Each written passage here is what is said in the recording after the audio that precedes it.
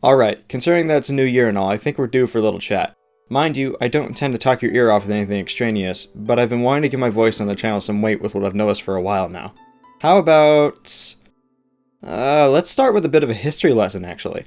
The evolution of this channel is rather interesting when you consider how long the channel has been around. 6 years of continual work and improvement tends to change a lot about the content you put up. This video is a retrospective after all, it's important to work within parameters, you know? Now, this probably won't come to anyone as a shock, but I actually used to upload Minecraft videos on this channel. I know, look. When you're a young kid and Minecraft has just become relevant, it's the hottest thing on the block. Back around 2013-ish, one of my at the time close pals convinced me to create a YouTube channel for the Minecraft stuff we did together. It was total, unmistakable, fleeting childish cringe, but that's where I got my first few steps into the YouTube environment. Actually, I remember uploading several of those videos to Google Plus long before YouTube was graced with such glorious content. God, I'm sure as hell not about to comment on the quality of those videos because I'm pretty much certain those early ones were made using Windows Movie Maker. Yeah, that's just about as elementary as it gets, huh?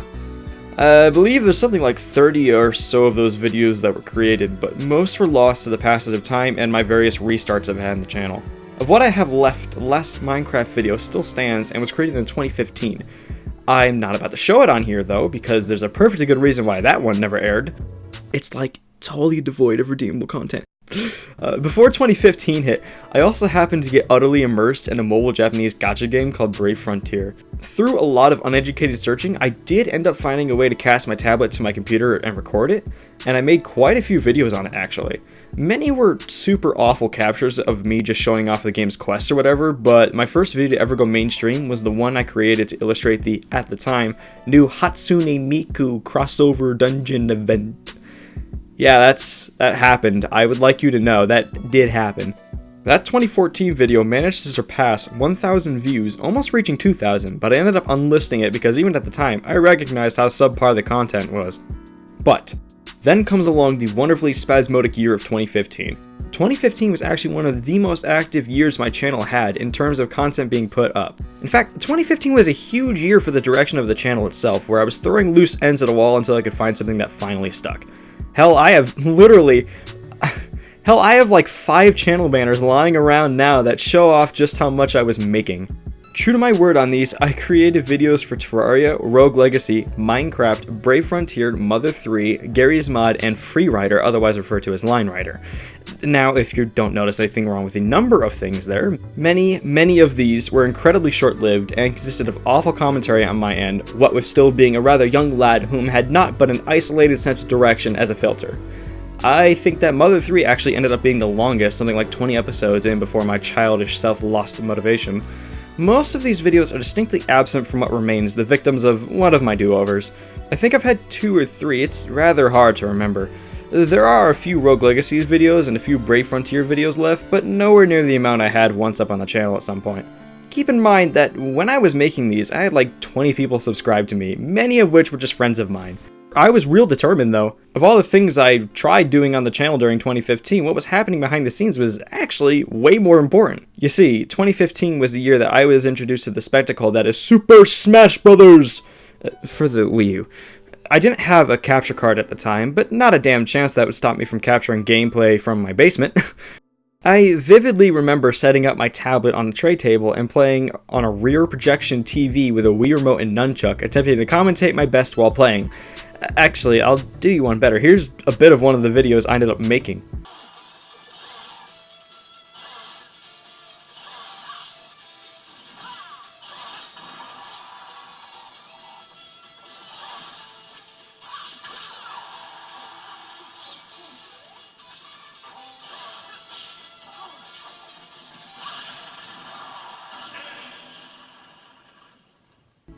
Now, I doubt I knew it at the time, but I wasn't totally awful at the core mechanics of the game. I even managed to land and cancel with Dare from Spring as Sonic. It probably wasn't intentional, but whatever, that's probably the best example I have listening back to the others was, painful. You know what, just heck to this. I'm not even going to add a special intro using Audacity or anything like that. This is one of the WTH moments that I've had while playing Smash. Ugh.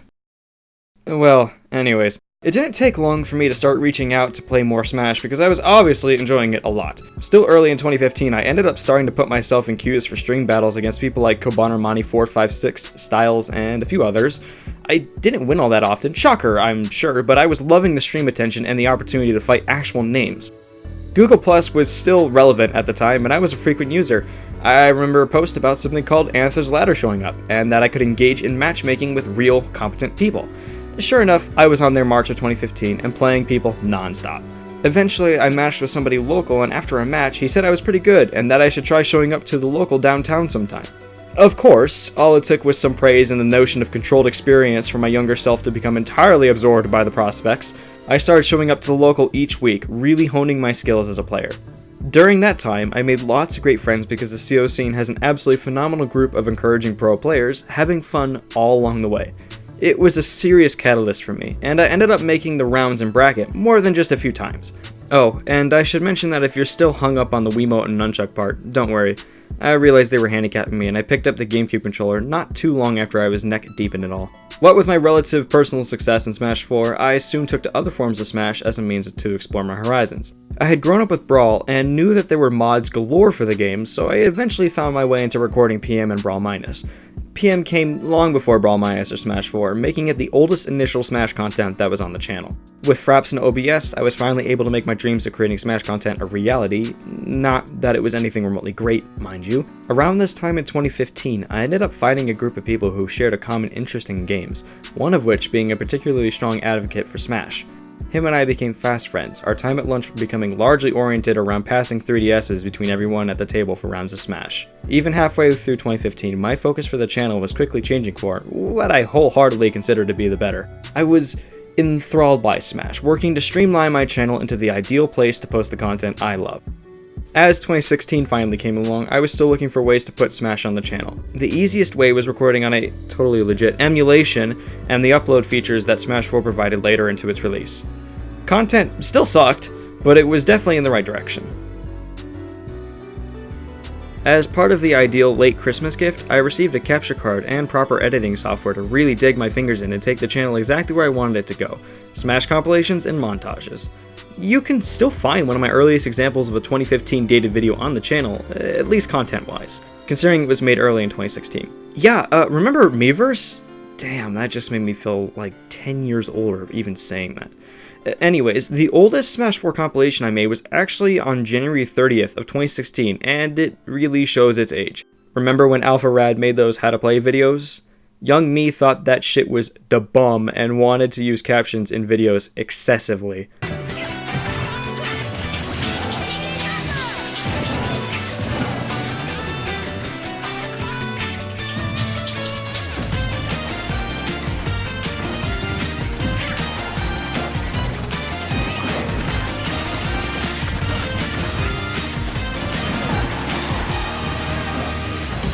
Hurts. It really hurts. Again, content is still atrocious, but it's kinda decent at face value, I guess. I ended up stemming into creating short clips with smashing them for a good while, but during the summer, I gave one last shot to a commentary-based set of videos for Super Paper Mario for the Wii. Looking back, it's actually rather impressive how the recordings turned out to be. I remember that I was actively attempting to avoid rambling and aimless commentary, so I remember I opted to give a real conscious commentary mindset and provide meaningful additive experience. It was still pretty bad, but the gameplay amazes me since some of that stuff I had long forgotten about, and past me was just several steps ahead on everything. Inevitably, interest wavered and my regular menial viewership stagnated, leading me to cut it off and stick to Smash content. Eventually, as I continued to explore Smash opportunities, I was led to the modding community. Oh, and I also began to improve my content to the point where I had legitimately cool clips that made it into compilations made by far more publicly prevalent people like Styles and Nintendo, but that's neither here nor there. Modding was still in its infancy at the time, so all you really saw were alternate costumes being made and a few stages being colored differently here or there, but nothing serious. I had merely dipped my toe into it at the time, but I knew that the modding attributes had potential to drive viewership since people often talked about them. Beyond that, I explored streaming as a potential opportunity and ended up having a great time with humble streams that, again, gained viewership because of the mods and somewhat decent content. As the year progressed, I was introduced into the scene of Smash crew battles, and I ended up using my streaming as an outlet to help out crews while also having a good run of it myself. Met a lot of awesome guys, and we often would get together for practice, which is what motivated me to continue improving my skills and, by extension, content. However, here's where this story reaches the conflict at hand. Midway through 2016, something completely unforeseen happened. I peaked. Now, normally, peaking is great for a channel seeking to gain traction. However, in my case, I peaked for the wrong reasons, and it gave me a scary predicament to handle. I had become jaded by months of continual tedium, leaving the impression that my channel was going to remain something small and token to a select few. That was quite alright with me, since I didn't put too much thought into how I executed the presentation of my videos. Such a phenomenal error on my end. I managed to scrounge up a name that I would use for my next compilation series, and such a name had lofty expectations to meet which weren't truly there. The Unreal Jankening. By this point in time, my content was nothing short of a brush off the shoulder, and giving an eye-catching name was tantamount to an open invitation for criticism. I knew full well what I delivered wasn't the same as the bigwigs. It wasn't special, or it wasn't something crazy, it was rather standard. The first Unreal Jankening I put out was an ideal statement to that, but I simply put it out because I thought it was neat. I still had those quirks like excessive text and whatnot, but the content wasn't abysmal or anything. Following that same philosophy, I created another. That second video, when I uploaded, I thought nothing of it. I had enjoyed creating it and felt proud knowing that it would be entertaining for the select few that were actually there to watch it. However, what I was not expecting was that it would go on to explode into YouTube's horrifying algorithm and display on widespread internet dashboards. It was actually quite hilarious how I found out about it. I keep my channel and personal accounts separate to reduce clutter, and since I typically don't have religious interest in checking to see if one of my pals has commented on the video, the channel would often be left alone for a while before I'd be back. I'd just drop the video and poof back to what I was doing. But sure enough, one night while I was playing a game with some of my pals, my channel came up in conversation. I mentioned how I just uploaded another Smash video and that they could check it out if they were interested. The Unreal Jankening 2 was the most recent video at the time, and so it came up on the page immediately. Some of them asked me to clarify the name of the video, and so I said, it's the Unreal Jankening 2, it has Ness and Game & Watch on the thumbnail. To which I got the response, oh, you mean the one with 8,000 views? I thought he was joking. But when I paused the game to go check, sure enough, that video had over 8,000 views and counting. At first, I was kinda shocked. I never anticipated that video gaining attention, but looking at it now, who am I kidding? The name, the thumbnail being halfway decent with a modded character costume in it. But I was excited. I was thinking it was a chance to create content that even more people would enjoy. However, what I hadn't considered was the fact that the video that had gone mainstream was not really me. It was a clear imitation of other people, still using too much text and not the best editing to boot. It really is true what they say about the best things happening at the worst time, huh? Hoping to capitalize on the prior success, I went and finished another video I had created in the same format as before. Once again, I realized that the title didn't feel right considering the majority of the content, but I went through with it anyways. After I saw that the initial response was still primarily positive, I began to read into the analytics a bit more and realized that the content was not being seen as bad, but instead as clear clickbait. And I, personally, cannot stand clickbait. I became the very thing I attempted to avoid through my own callous carelessness. In the end, I ended up handling the situation very poorly and pandered instead of prospered. Damn, am I a bit bummed by that. I had the opportunity to take my channel by the reins, but I instead let them fall to my size by failing to realize that the content I was capable of making at the time wasn't what was expected from my pretentious essay header. I then made a number of videos I'm less than proud of before I was able to take a step back and evaluate it with clear intention. I got my act together and committed to creating stronger content that was considered as being what you see is what you get. As such, I started the When Life Gives You Lemons series and rebranded the Unreal Jankening videos as the prequels of When Life Gives You Lemons. Each edition of the series was a vast improvement on the last, working to hone my skills in both content and editing to attain the expectations I desired to meet. There were a few hits and misses along the way, some worse and more disappointing than others, but through the dust shown some serious grit. Aside from just like video content, I had worked my way into the modding scene as that guy who makes sword trails, creating another opportunity for serious improvement. I started off with modding on a shaky foot, but once I was able to establish my solid ground, I began to use the channel as a way to show off mods too. Whether that be my own mods or a mod pack, I was all about modding and compilations. As Smash 4's curtains began to fall, I had created dozens of videos all filled with personality and redeemable quality, all things considered.